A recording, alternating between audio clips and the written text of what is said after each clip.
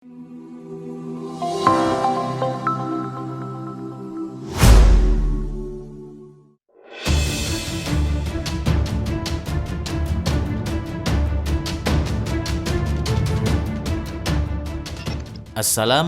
warahmatullahi wabarakatuh. Nabi Sulaiman adalah seorang utusan Allah yang dikaruniai kekayaan dan kekuasaan yang luar biasa. Putra Nabi Daud ini memang terkenal akan kekuasaannya yang sangat luas hingga beliau mampu menguasai bangsa jin dan hewan, bahkan mampu berkomunikasi dengan mereka. Kekayaan yang dimiliki Nabi Sulaiman pun juga sangat melimpah. Konon, kekayaan orang-orang terkaya zaman sekarang tidak mampu menandingi kekayaan Nabi Sulaiman tersebut. Dengan berbagai keistimewaan yang beliau miliki, suatu hari Nabi Sulaiman ingin memberi makan seluruh makhluk di bumi. Seperti apa kisah lengkapnya? Mari tonton terus video ini sampai habis agar mendapatkan informasi yang lengkap.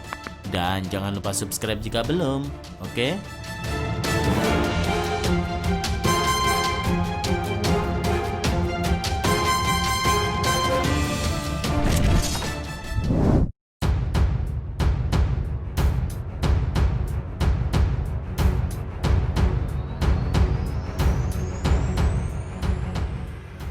Nabi Sulaiman alaihissalam merupakan putra Nabi Daud yang memiliki garis keturunan ke-13 dari Nabi Ibrahim. Setelah Nabi Daud alaihissalam wafat, Nabi Sulaiman alaihissalam menggantikannya sebagai raja yang mewarisi tahtanya dan juga sebagai nabi yang melanjutkan menyeru kepada umatnya untuk menyembah Allah Subhanahu wa Ta'ala. Beliau diangkat menjadi nabi dan rasul pada tahun 970 sebelum Masehi.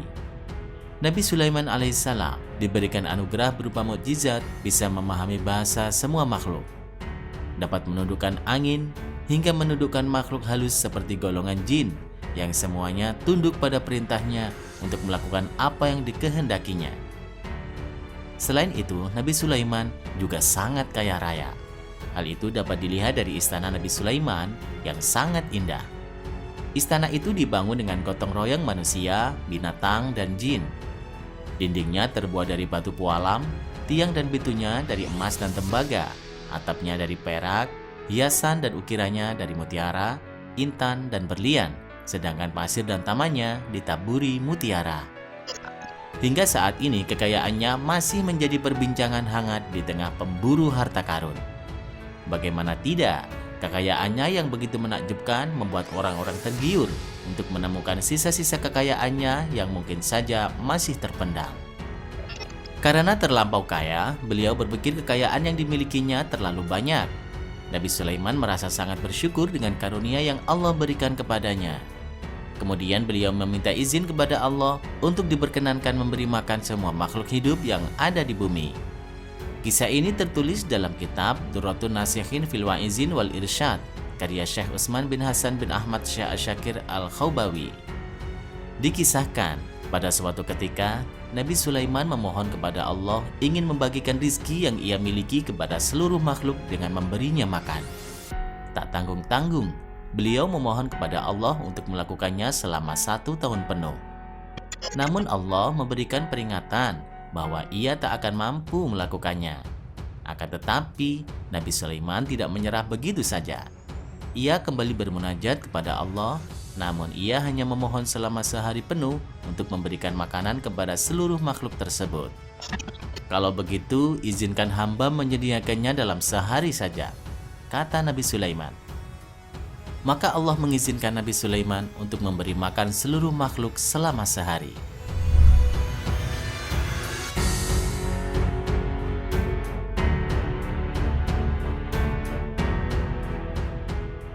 Mengetahui permohonannya mendapat izin dari Allah, mulailah Nabi Sulaiman memerintahkan seluruh anak buahnya, mulai dari manusia, jin, hingga hewan, untuk mengabarkan undangan jamuan Nabi Sulaiman kepada seluruh makhluk.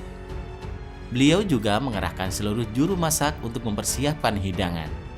Selama 40 hari, para juru masak tersebut memasak hidangan yang diperintahkan oleh Nabi Sulaiman.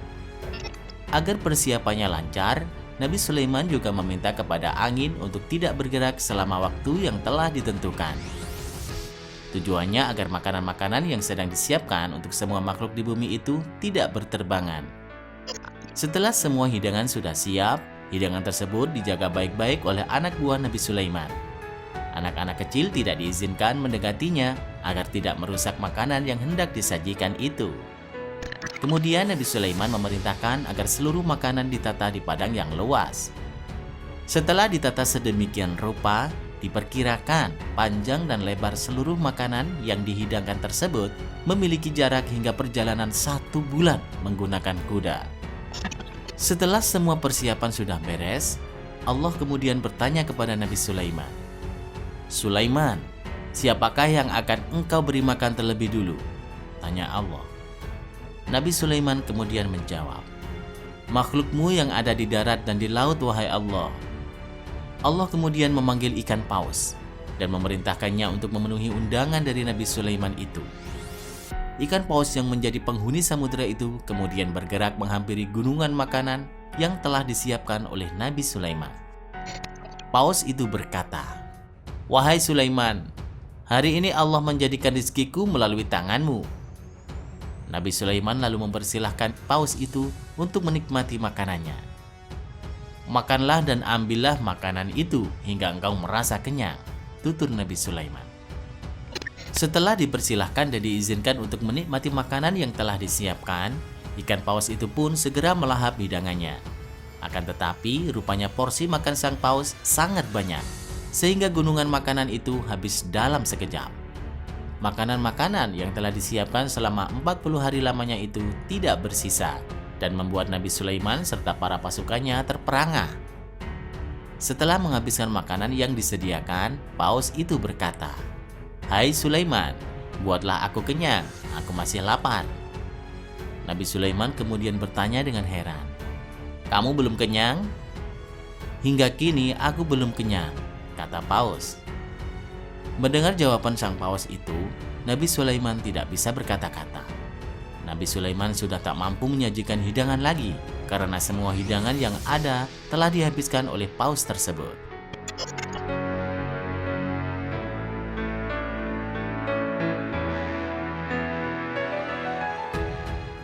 Seketika itu pula Nabi Sulaiman langsung bersujud sambil menangis kepada Allah, memohon ampunan karena merasa sombong dan merasa mampu memberi makan semua makhluk hidup.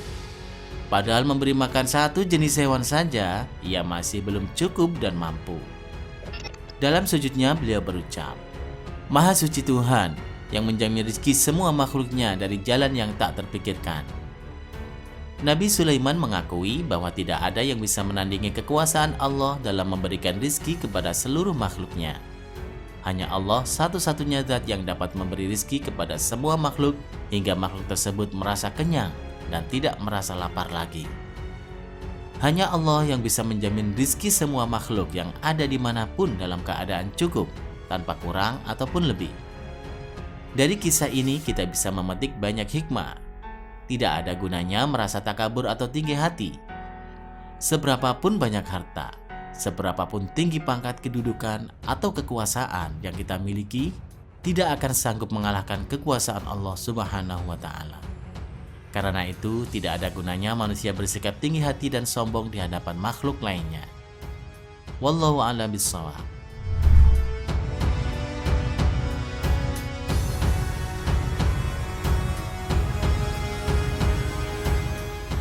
Terima kasih sudah menonton. Silakan bagikan video ini jika dirasa ada manfaatnya. Wassalamualaikum warahmatullahi wabarakatuh.